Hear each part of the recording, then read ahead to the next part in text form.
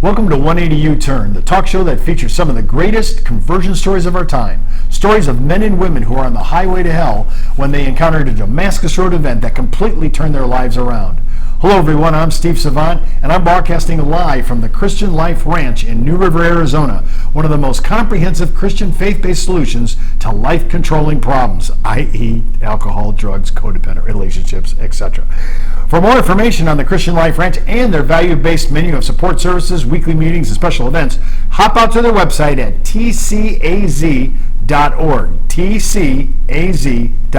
And if you want to write me at the show's email address is steve@180uturn.com. That's steve@180youturn.com. And you know, we named the show U-Turn because you have a God event. You're on the highway to hell. You're on a 20-lane road to destruction. Nobody's taking the exit ramp off, and we're fools. I can't believe how foolish we are. Putting it in fifth gear. And then all of a sudden, boom, we have a God event, and it changes our lives forever and our trajectory, and by the way, our eternal home. So it's a big issue. Yeah. So welcome back. We're with Mike Leeders. We're on day 4. If you haven't seen the first 3, you need to watch this in succession.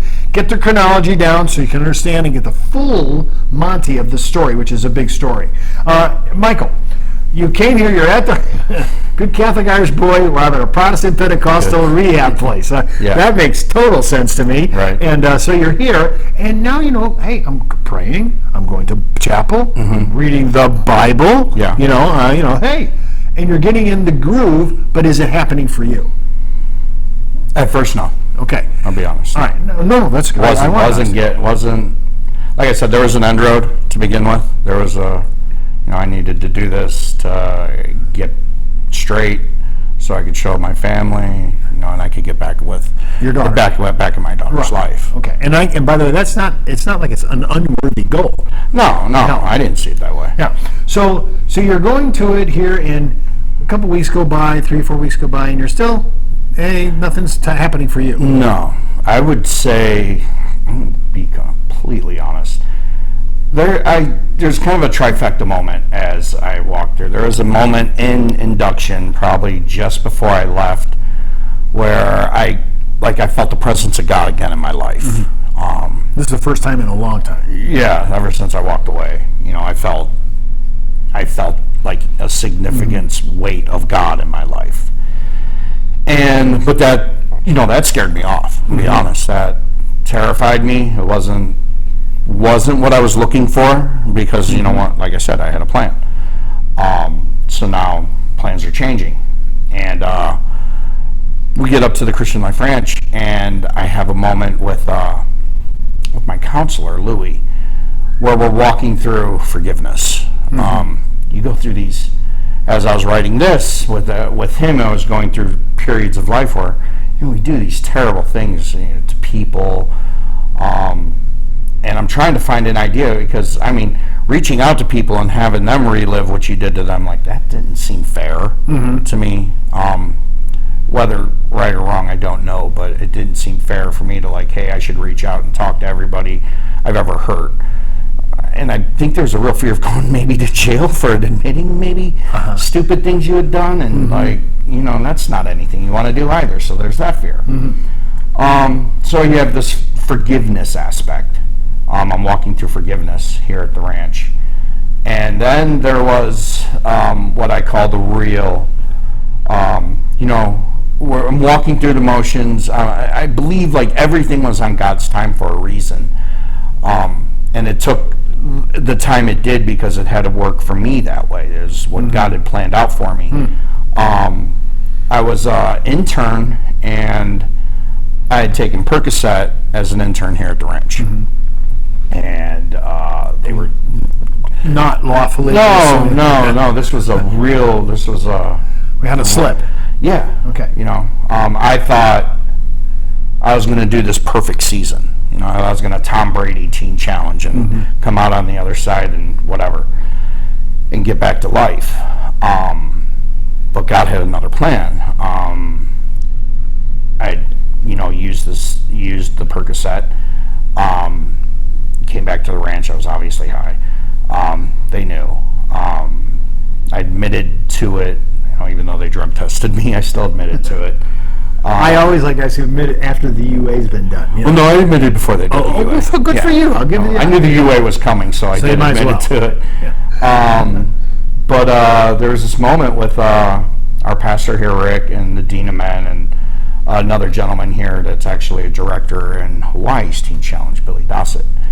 They're all sitting there, and mind you, I checked out. Like, I made my phone calls. I'm going right back to what I was doing before I got here. Called the people I needed to call, made sure I had arrangements, and that's where I'm going. And I get into the room with Rick, Wayne, and Billy, and Rick asked the question, what do you think should happen? And I was like, I'm ready. You know, I get what I did, and you know, I'm going to go. And he's like, well, that's not what we're going to do. And I mean, to this day, it's just kind of, I got mad at Rick. I got so mad at him in the moment. You're going to smash my plan? All that. I did my plan, but now you're going to do something different. And the amazing thing was, like, the temperature in the room changed. I'd seen, like, Wayne Warner, who was the Dean of Men at the time, he does this incredible thing with his hand and goes like that, like he didn't. I don't even know if he expected to hear that or the other guy did, Billy. But Rick, I felt it. It was God's grace acting out immediately in front of me.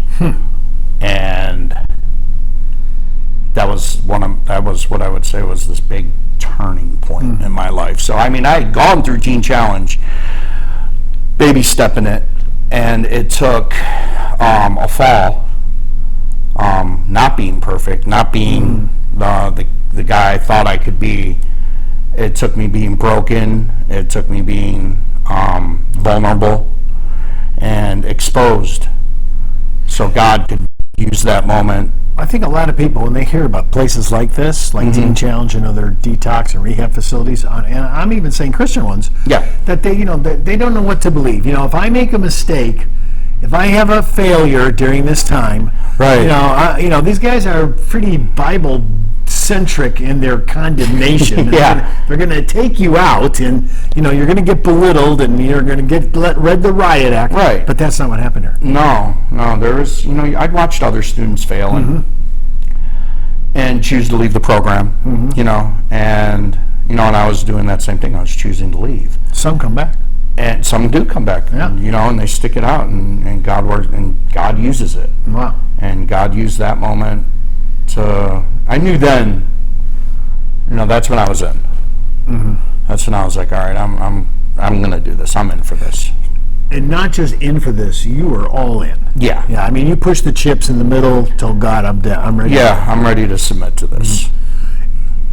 In a moment like that, when you have a person that's kind of lived their own life and tried to, do whatever they want to do to whomever they want to do it to, and then you have a moment where you're willing to come to under the auspices of the Almighty. I mean, it's not an easy, hey, I was this, now I'm that, but you were ready that day, all in. In that moment, I was ready. That day, no. That day, I was ready for a whole nother path. Right.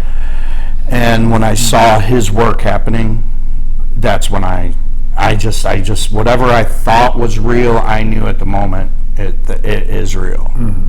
And I saw it happen. Okay, so now you've had this experience. Yes. Okay, and now you're in. Yes. And no more fighting, no more arguing about it. You're ready to go. Okay. Yes. Now, you and I both brought up Catholic. We were baptized as children. Obviously, I didn't know what was going on when I was a child. Right. Did you? Did you go through baptism? Did you get rebaptized? Yeah, we did the rebaptism. I'd call it reconfirmation of faith.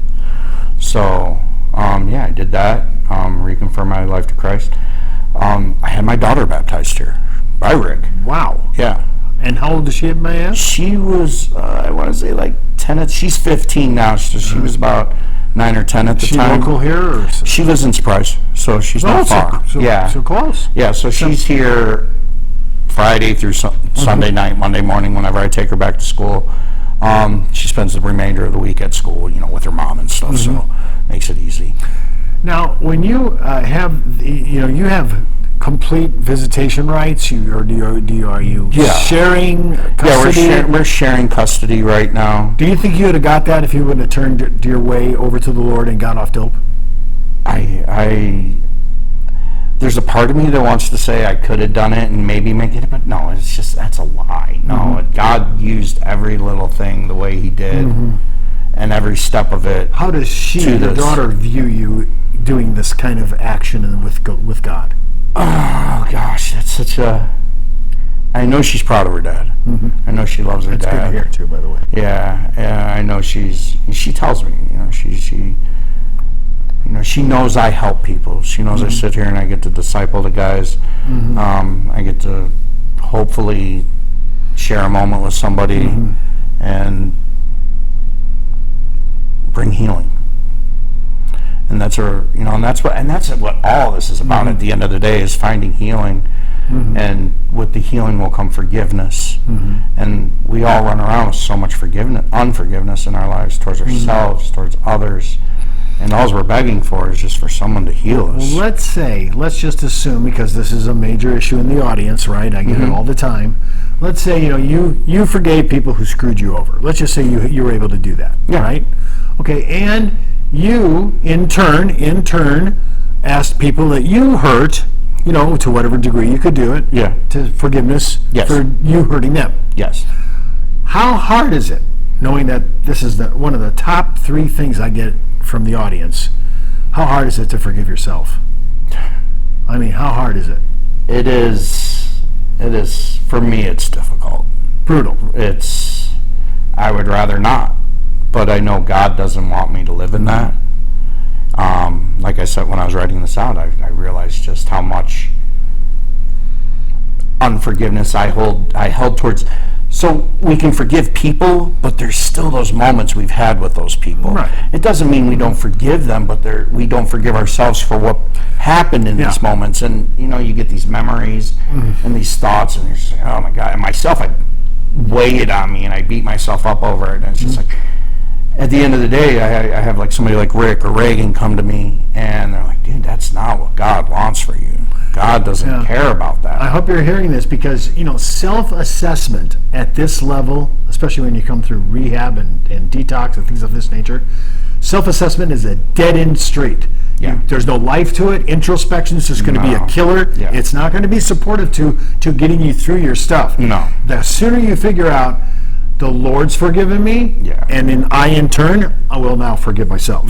Hard to look in the mirror and point the finger and say, I forgive you, bro. It's just tough. It's a hard thing, and just it's a weight. And a little side note: if you're sitting there going, I don't know if I can do that, but if you're local and you want to talk to Michael, he might be able to walk you through it. He knows how rough it is. I do. And listen, I've had people do things that are awful, and it's tough to think about God forgiving them and then them forgiving themselves. Right.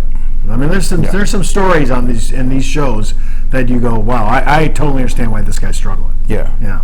Well, we're going to continue tomorrow. We're going to learn about everything Michael is into as a leader in here. I mean, oh my gosh, 6 years here. That always blows my mind.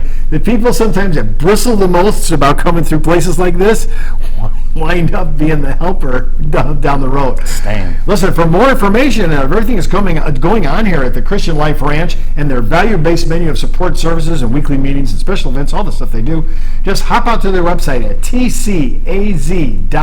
That's tcaz.org. And until next time, I'm Steve Savant, and remember, no one's outside the reach of God. No, not one.